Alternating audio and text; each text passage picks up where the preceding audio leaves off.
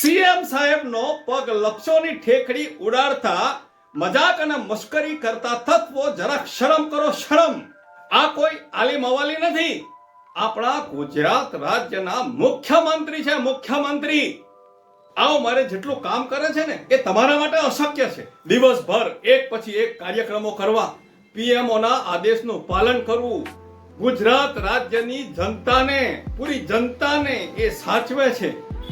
પૂરા ગુજરાત રાજ્યના મંત્રીઓને સાચવવા એ કોઈ સહેલી વાત નથી. અને તેમાંય પણ અત્યારે આવેલી કુદરતી આફતોને વળગી રહેવું અને તે માટે ખેડૂતોને પણ રીઝવવા. અરે તમારા કરતા તો વિરોધ પક્ષારો કે જે દરરોજ સવારમાં ઉઠીને પીએમ અને સીએમ ના કામનો વિરોધ કરે છે, તેમ છતાં જ્યારે આપણા મુખ્યમંત્રી અહીંના જે લપસી પડ્યા ને એમણે વખોડી કાઢ્યું. આ અકસ્માતને ગંભીરતાથી ગણ્યો અને તે પણ ઉંમરની મર્યાદાને ઓળંગ્યા નથી. અને તમે તો બધું જ ઓળંગી ગયા.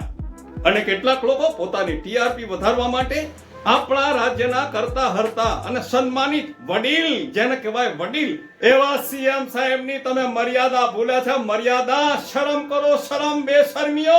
આ વાતને મર્યાદામાં રખાય અને અકસ્માત કહેવાય, અકસ્માત. આપનો હરીશ બ્રહ્મભટ્ટ. વંદે માતરમ. ભારત માતા કી જય.